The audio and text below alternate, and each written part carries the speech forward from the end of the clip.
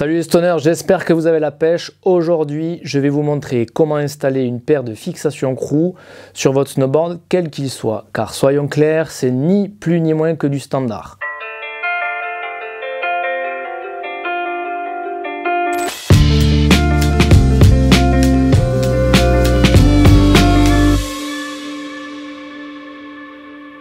Vous remarquerez que les fixations crew sont identiques à la SH Pro, Merken ou Gonzo issues de notre gamme collection.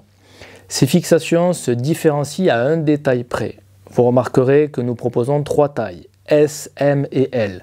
Attention de bien lire le sizing de chaque taille pour ne pas faire d'erreur lors de votre commande. Que vous ayez un snowboard Stone ou un snowboard d'une autre marque, vous pourrez les installer. Ce sont de super fixations, légères et confortables avec une finition parfaite. L'avantage des crews, c'est que généralement, si vous prenez un pack chez nous, non seulement vous aurez une remise pack additionnelle, mais en plus, esthétiquement, elles matcheront à la perfection.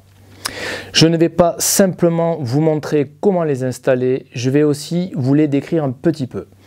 Lorsque l'on les prend en main, on constate qu'elles sont légères et ça c'est un avantage certain pour rider. Alors ensuite, lorsque je les regarde de près, je vois que le châssis est d'un seul bloc, c'est-à-dire qu'elles sont moulées et ça laisse penser que pour la solidité, c'est idéal. Ensuite, pour pouvoir les installer sur votre snowboard, on va commencer par sortir les 2 disques, puis rassembler les 4 rondelles sur les 4 vis de chaque fixation. Au total, on aura donc un set de 8 vis et 8 rondelles. Il va falloir procéder ainsi.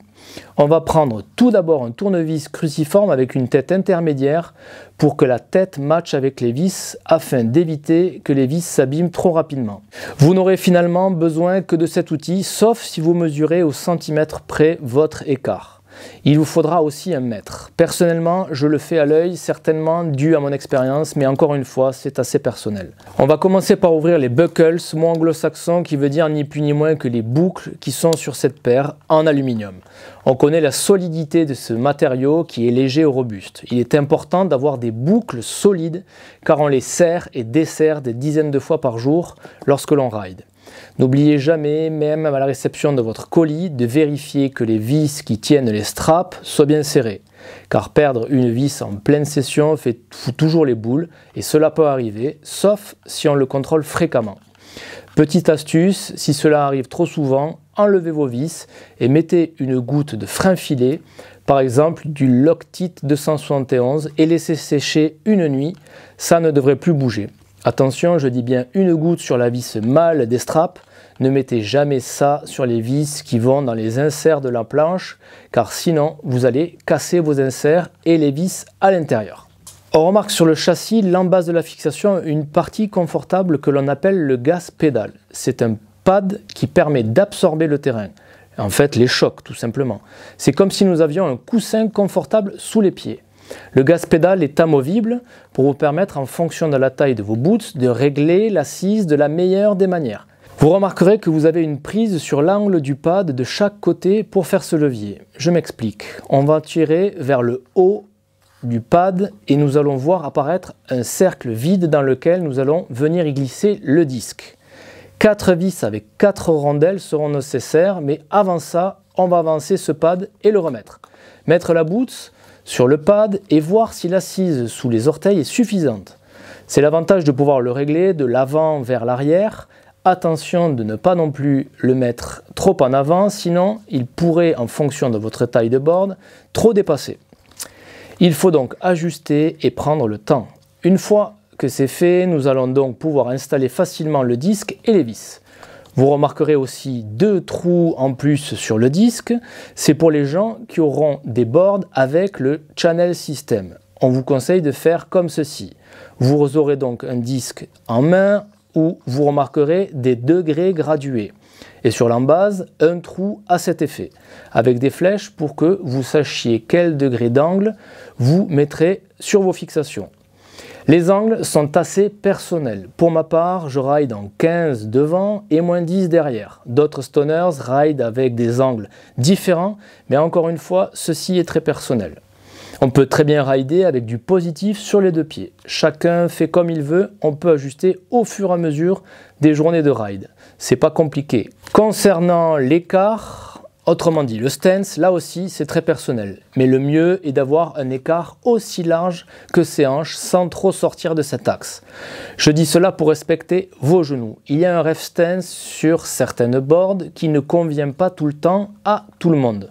Le mieux est d'essayer et d'affiner. Je reviens sur les disques. Pour les installer, on vient le mettre à l'intérieur. On prend les 4 vis, les 4 rondelles, le tournevis. On commence par un peu serrer une vis avec la rondelle. On prend une seconde vis avec la rondelle à l'opposé sans trop serrer. Vous remarquerez qu'on peut jouer car il y a une glissière sur le disque. Puis on enchaîne. On croise, on ajoute les 2 dernières vis avec les rondelles. Une fois que les 4 sont installés, on commence par visser la première, un peu plus fort, et ainsi de suite. Vissez bien sans devenir tout rouge, car si vous serrez comme un taré, vous n'arriverez pas à les desserrer, mais surtout, vous ferez apparaître derrière des ronds sous la semelle, car vous aurez fait bouger légèrement les inserts. Si cela arrive, c'est parce que vous avez trop serré, tout simplement. Il faut donc trouver le point de serrage idéal. Attention serré, ne laissez pas de jeu, mais pas besoin de forcer à fond, vous sentirez quand c'est bon, pas besoin de plus. On sait donc serrer l'embase, trouver son stance, son écart, on sait comment ouvrir les straps, les serrer. On remarque que les straps sont confortables et de bonne manufacture. Le ankle strap en anglais est ni plus ni moins que le strap de la cheville qui vous permettra un maintien total sur l'axe latéral et vertical. Le serré vous permettra un maintien parfait de la cheville, mais surtout d'être bien connecté à votre planche.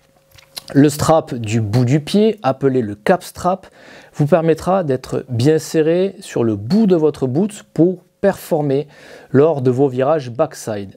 C'est jamais agréable de flotter dans des fixations. En fonction de votre taille de boots, de la forme de vos boots, vous pourrez ajuster les straps pour ne pas arriver en butée de chaque ratchet, qui est la partie crantée qui vous permet d'ajuster le blocage complet de la sangle cheville ou du bout du pied.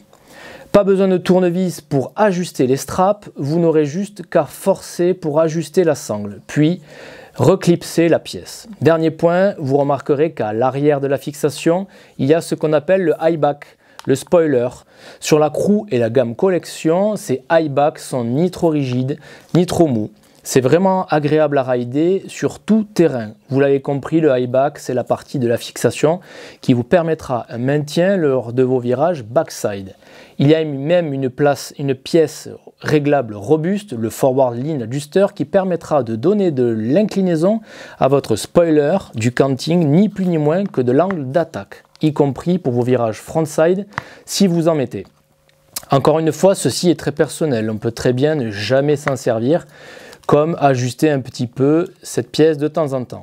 Chacun ses goûts. Voilà, j'espère que toutes ces informations auront pu vous servir. Sachez que c'est les fixations que tout le team Stone ride, moi y compris. Vous proposez des snowboards haut de gamme, c'est un conte, mais pour vous permettre de sortir par tout temps, toute neige de manière optimale, une bonne paire de fixations est obligatoire.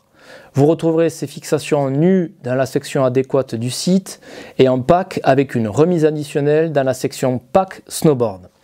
Vous savez que nous sommes facilement joignables par téléphone. Vous pouvez nous écrire sur WhatsApp ou Messenger pour des conseils plus poussés si nécessaire. Vous pourrez aussi le faire dans la section contact du site si vous êtes moins pressé. N'oubliez pas, supporter Stone Snowboard, c'est supporter une petite marque française avec une équipe de passionnés au service de la Stone Family. On vous souhaite une excellente journée, à bientôt les Stoners.